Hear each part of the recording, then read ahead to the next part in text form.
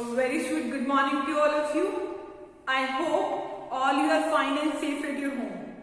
Beta, as you know, we are doing chapter number 1. Chapter name is Financial Statement of Company. Chapter name is Financial Statement of Company. In this, we have covered how to prepare a balance sheet. हमने balance sheet कैसे prepare करनी है हमने पढ़ लिया. Today I am going to tell you the explanation. उसके notes के अंदर जो एक्सप्लेनेशन देते हैं वो आपको बताने वाली हूँ. जैसे लायबिलिटी साइड में और क्रेडिट साइड में जो आइटम्स इंक्लूड होती है एक्सप्लेनेशन नोट बताने वाली हूँ आपको उनका. क्लियर? सारी आइटम्स मैंने आपको बता दी थी कौन सी आइटम किस हेड के अंदर आएगी. तो आज मैं उसको एक्सप्लेन कर रही हूँ आपको. क्लियर बच्चा? ये बैलेंस शीट क्या होती है? बैलेंस शीट जो होती है कौन सी फॉर्म में होती है? हॉरिजॉन्टल फॉर्म में होती है, वर्टिकल फॉर्म में होती है? Can you please tell me? Balance sheet जो होती है वर्टिकल फॉर्म में होती है, लाइक दिस. ये आपको मैंने बताया था हमारी पिछली वीडियो में, है ना बच्चा? Okay. And I have told you that balance sheet comes in part 1 schedule 3 of companies act 2013. आज का हमारा टॉपिक यही वाइंड अप हो जाएगा बैलेंस शीट का. Part 2 of schedule 3 of companies act is statement of profit and loss. वो हम हमारी कल की वीडियो में करेंगे. ठीक है?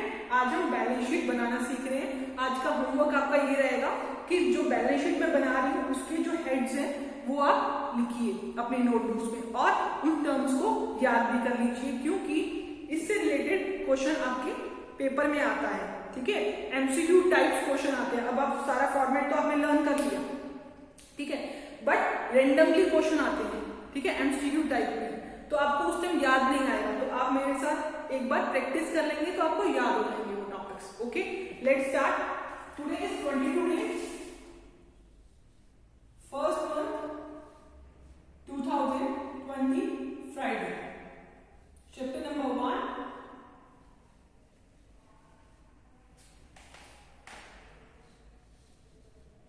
Financial statement of companies.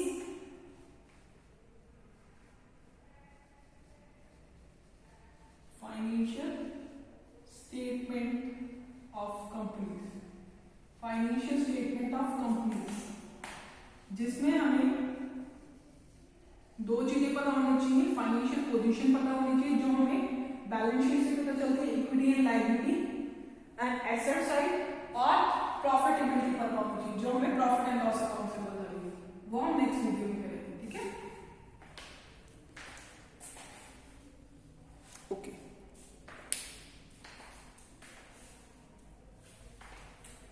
आज हम क्या बता रही हूँ? Explanation note.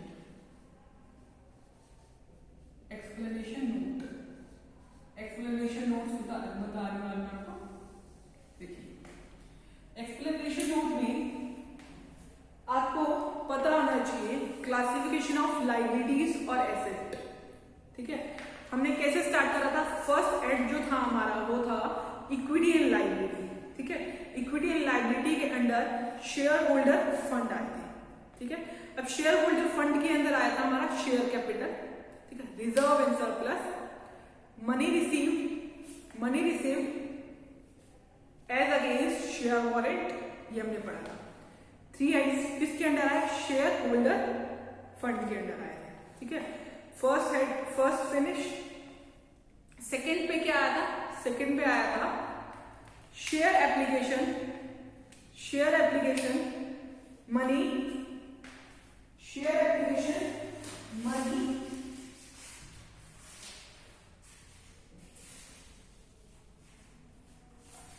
सेकेंड पॉइंट क्या पड़ता बताइए? Share application money pending allotment. Share application money pending allotment हमने पढ़ा था. इसके बाद हमने पढ़ा था नॉन करेंट लायबिलिटीज. उसके बाद हमने पढ़ा non current liability, third point आया. इसके बाद पढ़ा हमने current liabilities. Non current liabilities पढ़ते हैं उसके बाद करंट लायबिलिटीज पढ़ेंगे, जो उसके पॉइंट से उसके अंदर क्या क्या सब हेड्स आते हैं वो हमें याद करना है। ठीक है, पहला है नॉन करंट लायबिलिटीज। मैंने आपको सब बता दिया कि नॉन करंट लायबिलिटीज होती क्या है, लायबिलिटीज जो हमें पे ऑफ करनी पड़ती है with our operating cycle that are called current liabilities. The liabilities we do not pay in our operating cycle. Operating cycle में जो लायबिलिटीज पे नहीं करते उसको बोलते हैं नॉन करंट लायबिलिटीज। ठीक है, हमने पढ़ा था अगर हमारा ऑपरेटिंग साइकिल का पीरियड, जैसे ऑपरेटिंग साइकिल का पीरियड अगर हमारा 15 है, तो अगर हम 16 मंथ में पे ऑफ कर रहे हैं तो ये नॉन करंट लायबिलिटी होगी। ठीक है, और अगर हम 13 मंथ पे कर रहे हैं तो वो करंट लायबिलिटी होगी। ये हमने पढ़ा था। ठीक है, अब इसको नॉन करंट लायबिलिटी को याद करने का तरीका पढ़ा था हमने, DLL, deferred tax liability, other current liability, long term borrowing और लॉन्ग टर्म प्रोविजन।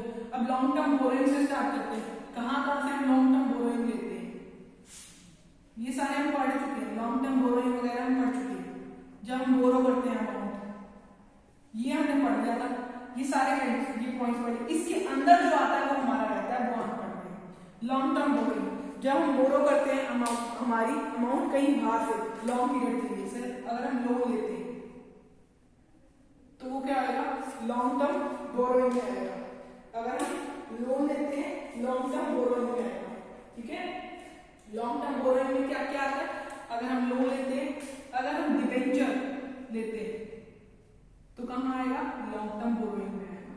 अगर हम बॉन्ड लेते हैं लॉन्ग टर्म बोरोइंग में आएगा।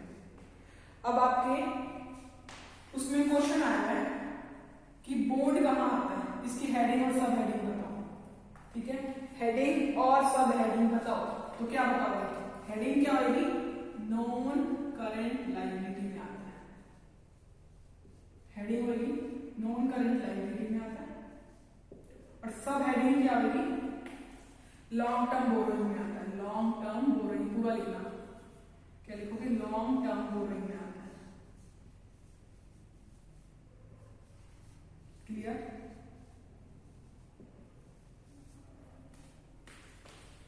लोन आता है, डिबेंचर लेते हैं, बॉन्ड लेते हैं,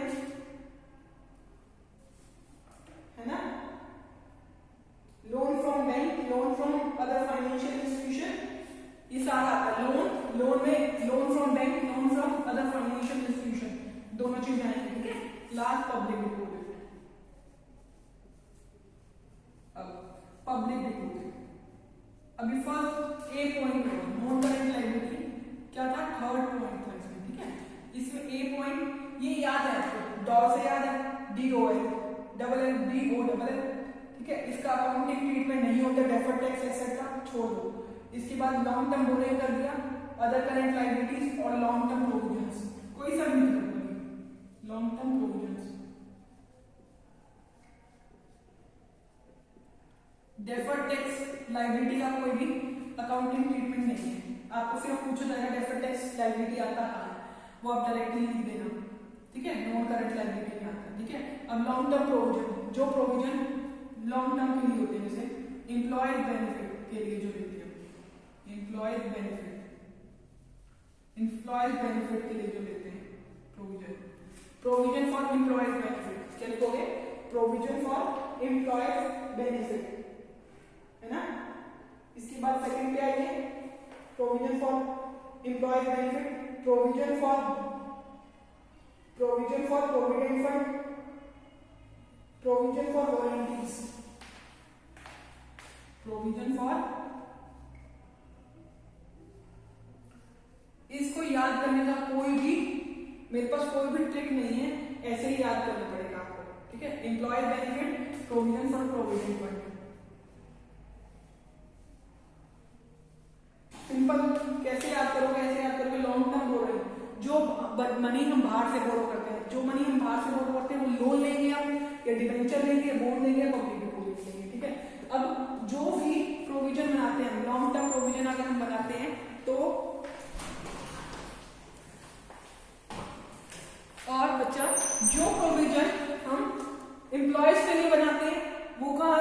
लॉन्ग टर्म प्रोविजन में employees benefit provision for provident fund है। कई बार वर्ड्स गलत हो जाते हैं स्पेलिंग, तो ध्यान रखना, ठीक है, मैं बोल के पढ़ा रही हूँ।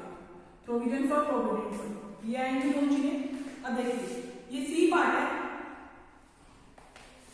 ठीक है। बी पार्ट में क्या है, डेफर्ड टैक्स लायबिलिटी, उसका कोई रोल नहीं है डेफर्ड टैक्स लायबिलिटी का। डी पे आ जाएगी, डी होती है अदर, ऊपर नीचे लिख रही हूं अभी मैं। वैसे होता क्या है, वैसे होता है ए बी सी डी, ठीक है, clear.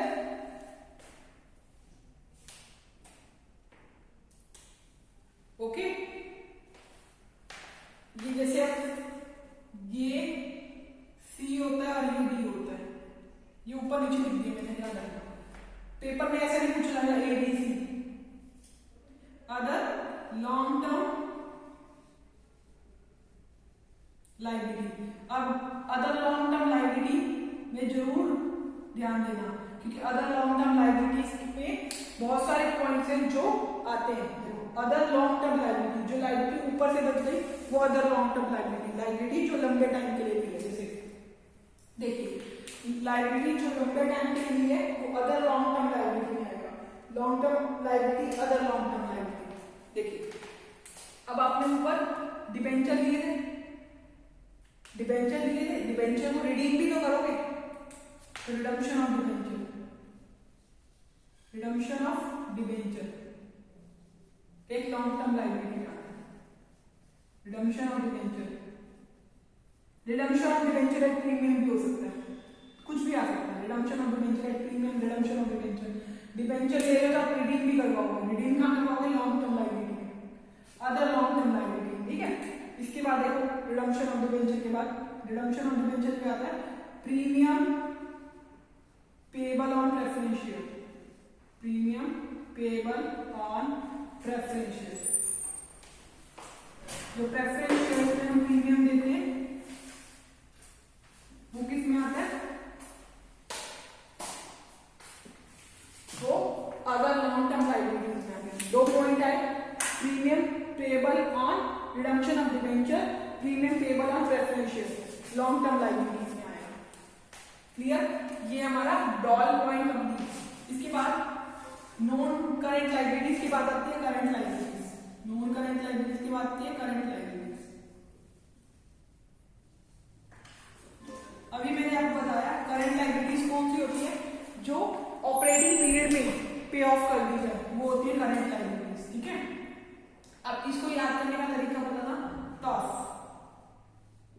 Trade payable, other current liabilities, short term borrowing, short term provisions. A part पे आएगा शॉर्ट टर्म बोरोइंग्स, जो अमाउंट हम बोरो करते हैं शॉर्ट टर्म के लिए, जो अमाउंट हम बोरो करते हैं शॉर्ट टर्म के लिए, जो अमाउंट हमने बोरो करी शॉर्ट टर्म के लिए, शॉर्ट टर्म के लिए हमने बोरो कर लिया, तो जैसे बैंक ओवरड्राफ्ट करते हैं, बैंक से पैसे निकाले तो बैंक ओवरड्राफ्ट होगा, तो किसमें आएगा, शॉर्ट टर्म बोरोइंग। या बैंक से मनी निकाली ऑन डिमांड, क्लियर, इसका मतलब फिक्स पीरियड में पे ऑफ कर देंगे, short term borrowing, clear. Bank overdraft short term borrowing में आता है, ठीक है। और क्रेडिट पे कोई सामान लेते हो कुछ पीरियड के लिए, वो शॉर्ट टर्म बोरोइंग होती है, क्लियर। क्रेडिट पे सामान ले रहे हो मतलब कैश क्रेडिट। नेक्स्ट पॉइंट पे आओ, ये हमारा टॉस में short term borrowing complete. Short term borrowing की बात आता है B trade payable. Trade payable का मतलब जो हमने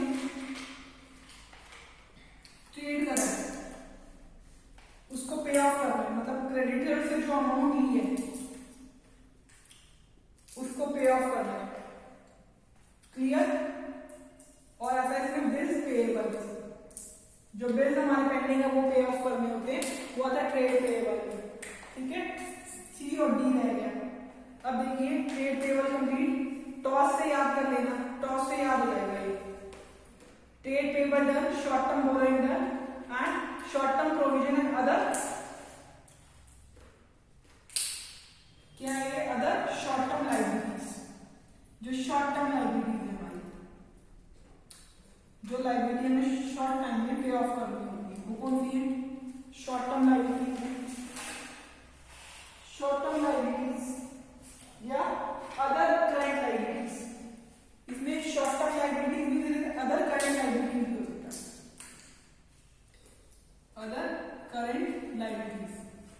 जो लाइबिलिटीज ऊपर बच गई वो अदर करंट लाइबिलिटीज में आएगा। कौन सी लाइबिलिटीज होती है अदर करंट लाइबिलिटीज में? देखिए ये इंपॉर्टेंट है, ये अप्रोक्सीमेटली पूछा जाता है। इसके अंदर कौन सी लाइबिलिटी आएंगी, नाम याद करने की जरूरत है। Outstanding expenses. What does outstanding expenses mean? जो एक्सपेंसेस हैं बट हमने पे ऑफ नहीं करे, वो हमें करंट ईयर में पे ऑफ करने हैं, ठीक है। Income received in advance,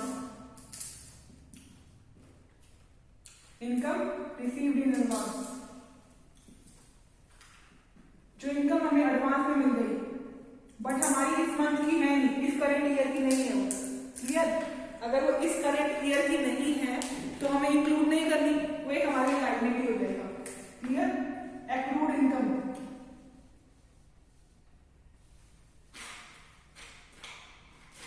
accrued income कौन सी होती है? Income received, income earned but not received. Okay, it is called as accrued income. Clear? Unpaid dividend, unpaid dividend, जो डिविडेंड हमें पे करना है बट पे नहीं करा, ये किस में आते हैं? ये अदर करंट लायबिलिटीज में। अप्रोक्सीमेटली क्वेश्चन आएगा, कैसे आएगा देखो, ये आएगा क्वेश्चन कि टेल द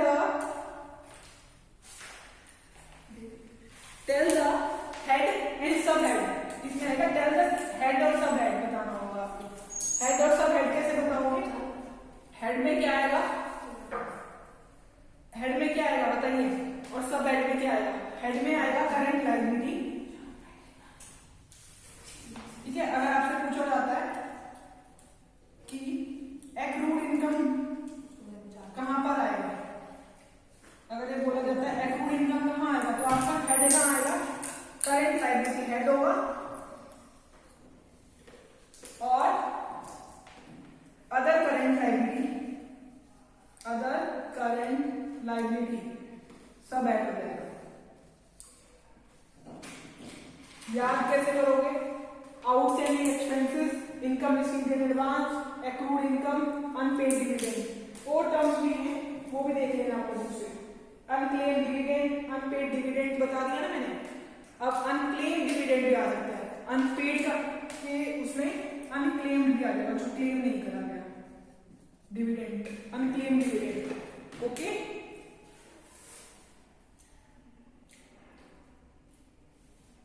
जैसे एक्रूड इनकम बोला है तो एक्रूड वर्ड जहां भी आएगा वो अदर करंट लायबिलिटी में ही आएगा। तो जैसे interest accrued but not due on borrowing, इसी में एक्रूड जो भी वर्ड आएगा ना, जो इनकम एक्रूड होगी वो इसी में आएगी। अब दूसरे तरीके से लिख रखा, इंटरेस्ट लिख रखा है, interest accrued but due on borrowing, but due on borrowing. इसमें एक और टर्म भी दे रखी होती है, interest accrued but not due on borrowing. जैसे एक term they the, interest accrued due on borrowing, interest accrued not due on borrowing. Accrued जो टर्म आएगी वो इसी में आएगी, एक्रूड इनकम में। हेड और सब हेड इसकी यही बनेगी। क्लियर? इसमें अब लास्ट पॉइंट रह जाता है, टॉस से याद रखना है, टॉस से लास्ट पॉइंट रह गया हमारा शॉर्ट टर्म प्रोविजन, जो प्रोविजन हम शॉर्ट टाइम के लिए बनाए। अभी हमने ऊपर लॉन्ग टर्म प्रोविजन बनाए थे, जिसमें हमने ये याद करा था जो इंप्लॉय से रिलेटेड प्रोविजन होते हैं वो लॉन्ग टर्म प्रोविजन होते हैं। शॉर्ट टर्म प्रोविजन कौन से होते हैं? Short term provision involve provision, short term provision में किस पे प्रोविजन बनाओगे? Provision for doubtful debts, provision for doubtful debts. जो प्रोविजन डाउटफुल डेट्स के होते हैं वो कौन से होते हैं? शॉर्ट टर्म प्रोविजन होते हैं। क्लियर?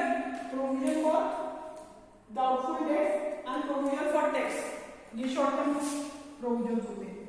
अब शॉर्ट टर्म प्रोविजन होते हैं। क्लियर? ये हमारी एक्सप्लेनेशन नोट खत्म हो गई। नॉन करंट लायबिलिटी और करंट लायबिलिटी 4 ही आइटम्स आती है इक्विटी एंड लायबिलिटी के अंदर। ओके, इक्विटी एंड लायबिलिटी के अंदर ये 4 आइटम्स आती हैं। इसके बाद हम चलते हैं, हमारा नेक्स्ट स्टेप जो है नॉन करंट एसेट्स।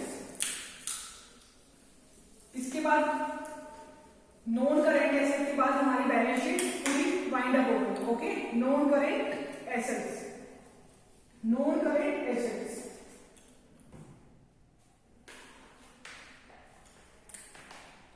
अब मैंने पहले से ही आपको एक्सप्लेन कर रखा है नॉन करेंट एसेट्स कौन सी होती है। The assets which remain with us more than 1 year, एक ईयर से जब हम ज्यादा रखते हैं इसको, तो वो किसमें आती है, नॉन करेंट एसेट्स में। ठीक है, नॉन करेंट एसेट्स में आपको पता है हमारे पास फर्स्ट आइटम क्या होती है नॉन करेंट एसेट में, फिक्स्ड एसेट। फिक्स्ड एसेट, जो एसेट फिक्स होती है, जैसे plant and machinery, building, plant and machinery, building, ये सारी आइटम्स कौन सी होती है, जो फिक्स होती है। और फिक्स आइटम का मतलब, फिक्स एसेट का मतलब क्या हुआ, जिसे हम टच कर सकते हैं, जिसे हम फील कर सकते हैं, जिसका एग्जिस्टेंस है, उसको क्या कहते हैं, fix asset. Clear, plant and machinery, building, ये आपको याद होगा अप्रोक्सीमेटली, जिसे हम टच कर सकते हैं, जो टेंजिबल है। फिक्स एसेट कौन सी होती है, जो टेंजिबल होती है। ठीक है, सेकेंड आ जाएगी फिक्स एसेट जो टेंजिबल होती है। ठीक है, अब फिक्स एसेट इंटेंजिबल भी होती है, इसी के अंदर पॉइंट आया कि टेंजिबल एसेट और इंटेंजिबल एसेट। अब टेंजिबल एसेट और इंटेंजिबल एसेट में यही आएगा, टेंजिबल एसेट्स में तो यही आएगा, इंटेंजिबल एसेट्स में कौन सा क्या आएगा, जिसे हम फील नहीं कर सकते, टच नहीं कर सकते। ठीक है, बट वो इंपॉर्टेंट है करने के लिए, जैसे गुडविल, पेटेंट, ट्रेडमार्क, ये क्या होंगे, ये हम टच कर सकते हैं, नहीं कर सकते, ये हम टच नहीं कर सकते, इनको फील कर सकते हैं सिर्फ। क्लियर, फिक्स्ड एसेट में टेंजिबल एसेट्स को टच कर सकते हैं। इसके अंदर दो पॉइंट आते हैं। फर्स्ट पॉइंट आता है डेप्रिसिएशन, पहले के लिए जिसकी वजह से हमारी फिक्स्ड एसेट की वैल्यू इंक्रीज होगी, वो डेप्रिसिएशन होता है। एक वर्ड होता है यहाँ अमोर्टाइजेशन, एक वर्ड होता है अमोर्टाइजेशन। इंटेंजिबल एसेट्स की वैल्यू कैसे डिक्रीज होती है, अमोर्टाइजेशन की वजह से डिक्रीज होती है। ठीक है, अब हम सोचते हैं कि टेंजिबल एसेट्स की वैल्यू तो डिक्रीज होगी, बट इंटेंजिबल एसेट्स की वैल्यू डिक्रीज नहीं होगी, इसकी वैल्यू डिक्रीज किस वर्ड से होगी, अमोर्टाइजेशन वर्ड से। ठीक है, और इसकी डेप्रिसिएशन। फिक्स्ड एसेट्स में टेंजिबल, इंटेंजिबल आ गया, सी और डी भी है। ठीक है, अब हमारा अगर हमारी बिल्डिंग अंडर कंस्ट्रक्शन है तो किस पॉइंट के अंदर आएगी। ओके, अगर हमारी बिल्डिंग अंडर कंस्ट्रक्शन है तो किस पॉइंट के अंदर आएगी, वो सी पॉइंट पे आएगी, वर्क इन प्रोग्रेस। क्या आएगा, C point, work in progress. क्या आएगा, कैपिटल वर्क इन प्रोग्रेस। ठीक है, capital work in progress, capital work in progress. Capital work in progress means when our building is under construction, जब हमारी building construct हुई तो कैपिटल वर्क इन प्रोग्रेस। अब इसके बाद आता है इंटेंजिबल एसेट, जो इंटेंजिबल एसेट डेवलप हुई, intangible asset under development, intangible asset under development, intangible assets under development. Clear, intangible assets under development है। क्लियर, ये पॉइंट्स समझ आ गए। इसके बाद आता है नॉन करेंट इन्वेस्टमेंट। ठीक है, नॉन करेंट इन्वेस्टमेंट, जब हम लंबे टाइम के लिए इन्वेस्टमेंट करते हैं तो उसको बोलते हैं non current investment, non current investment. ठीक है, नॉन करेंट इन्वेस्टमेंट में आता है इन्वेस्टमेंट किस चीज में करते हैं, शेयर में इन्वेस्टमेंट करते हैं। शेयर में दो तरीके के शेयर होते हैं, प्रेफरेंस शेयर और इक्विटी शेयर। ठीक है, अगर हम शेयर में इन्वेस्टमेंट करते हैं तो कहां आएगा, नॉन करेंट इन्वेस्टमेंट। ठीक है, अगर हम डिबेंचर में इन्वेस्टमेंट करते हैं, अगर हम डिबेंचर में इन्वेस्टमेंट करते हैं, अगर हम म्यूचुअल फंड्स में इन्वेस्टमेंट करते हैं तो कहां आएगा, non current asset, non current investment में आएगा। ठीक है, इसके बाद आता है डेफर्ड टैक्स एसेट। इसके बाद क्या आता है, डेफर्ड टैक्स एसेट। ठीक है, डेफर्ड टैक्स एसेट मैंने आपको बता दिया था पहले ही। इसके बाद आता है अदर नॉन करेंट एसेट्स। ठीक है, इसके बाद क्या आता है, other non current assets. Other non current assets में क्या आता है, अदर नॉन करेंट एसेट्स।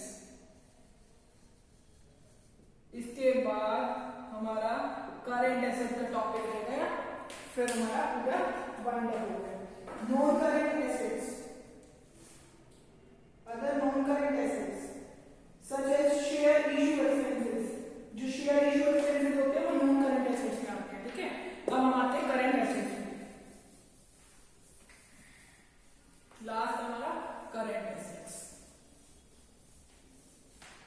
इसके बाद एक और point more important contingent liability होता है, उसमें एक पॉइंट समझाना है आपको, देखो A B C D E, ठीक है।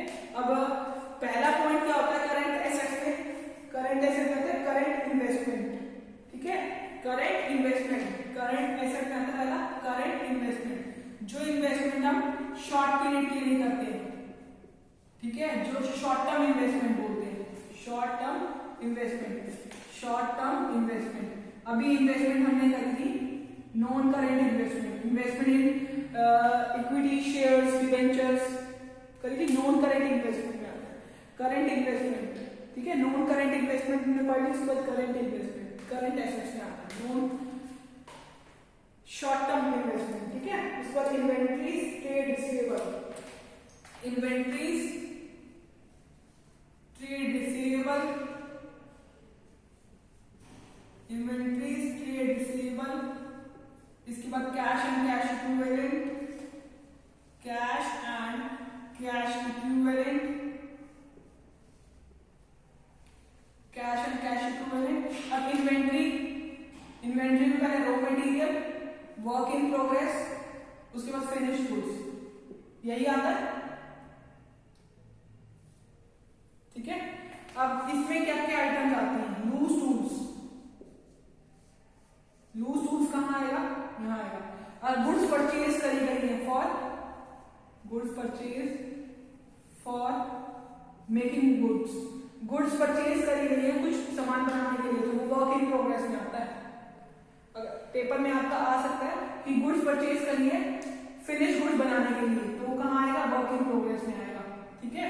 लूज टूल्स भी इन्वेंटरीज में आता है, ठीक है। उसके बाद आएगा ट्रेड रिसीवेबल, ट्रेड रिसीवेबल में क्या आता है, देखो ट्रेड पेएबल पड़ा था, अब ट्रेड रिसीवेबल पड़ रही है, रिसीव करनी है हमें अमाउंट, किससे, डेटर्स से करेंगे रिसीव, डेटर्स को हमने सील कर दिए, उनसे अमाउंट रिसीव करेंगे, बिल रिसीवेबल, बिल रिसीव करने, ठीक है। कैश एंड कैश इक्विवेलेंट में चेक या बैंक से, बैंक में जो कैश होता है वो कैश एंड कैश इक्विवेलेंट में आ जाता है, ठीक है। इसके बाद क्या है, short term loan and advance, इसके बाद क्या है, short term loans and advance, short term loans, loans and advance. Short term loans and advance वो एडवांस होते हैं जो हम रिसीव करेंगे 12 मंथ में, मींस 1 ईयर से पहले हम रिसीव कर लेंगे लोन एंड एडवांस, वो होते हैं short term loan and advance. इसके बाद एक पॉइंट है अदर, ये इंपॉर्टेंट है, वो क्या है, अदर करंट एसेट्स, ये वाला ध्यान रखना। अदर करंट लायबिलिटी जैसे हमने ध्यान में याद में रखा था, अब अदर करंट एसेट्स ये भी याद रखना, ठीक है। Other current assets, other current assets में कौन सी एसेट्स आती है, प्रीपेड एक्सपेंसेस। अब प्रीपेड एक्सपेंसेस सोच के बच्चे एक्सपेंस लायबिलिटी साइड में डाल देते हैं, but prepaid expenses which are paid in advance, जो एक्सपेंसेस हमने एडवांस में पे कर दिए हैं वो हमारी एसेट बन जाती है। तो प्रीपेड एक्सपेंसेस कहां आएगा, अदर करंट एसेट्स में आएगा, अदर करंट एसेट्स में आएगा प्रीपेड एक्सपेंसेस, प्रीपेड एक्सपेंसेस कहां आएगा, अदर करंट एसेट्स में आएगा, क्लियर। इसके बाद एक्रूड इनकम, एक्रूड इनकम, ठीक है, एक्रूड इनकम, ठीक है। अब देखिए इसके बाद मुझे आपको एक एडवांस टैक्सेस यही आएगा।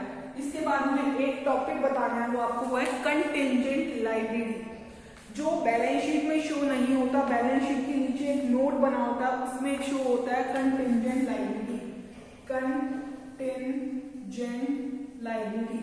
अब कंटिंजेंट लायबिलिटी होता क्या है, ठीक है। कंटिंजेंट लायबिलिटी वो लायबिलिटी है जो जब अकर करती है जब हमारी वो सिचुएशन आ जाती है, जब वो सर्कमस्टांस आती है, जब हमारी कंटिंजेंट लायबिलिटी अकर करती है। देखो इसमें एक पॉइंट बार बार पूछा गया, परपोज डिविडेंड, क्या परपोज डिविडेंड कंटिंजेंट लायबिलिटी में पूछा गया है, ठीक है। परपोज डिविडेंड ये कंटिंजेंट लायबिलिटी में और बोर्ड के क्वेश्चन में 1 मार्क्स का पूछा गया है। परपोज डिविडेंड वो डिविडेंड होता है जो डायरेक्टर ने कहा है कि वो करंट ईयर में पे करेंगे, ठीक है। ये पहले नहीं बोल रखा था, बट डायरेक्टर ने करंट ईयर में बोला है कि ये पे ऑफ होगा, तो परपोज डिविडेंड कंटिंजेंट लायबिलिटी में आता है, ठीक है। 4 पॉइंट्स आते हैं, वो बहुत इजी है।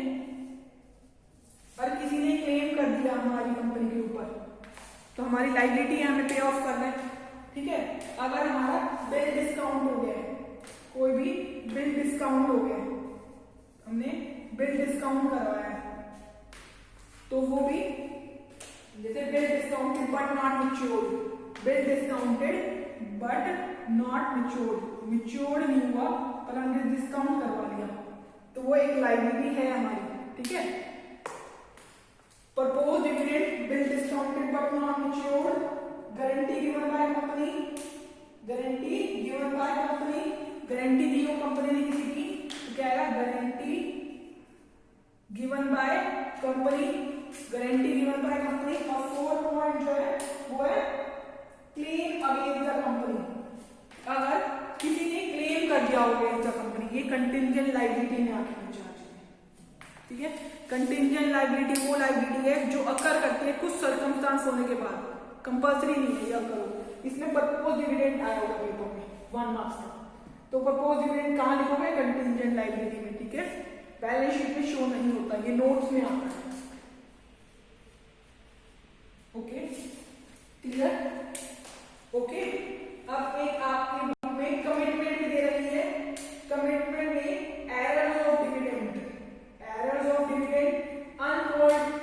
अनकॉल्ड लायबिलिटी या एरर ऑफ डिविडेंड वो कमिटमेंट में होगा, ठीक है।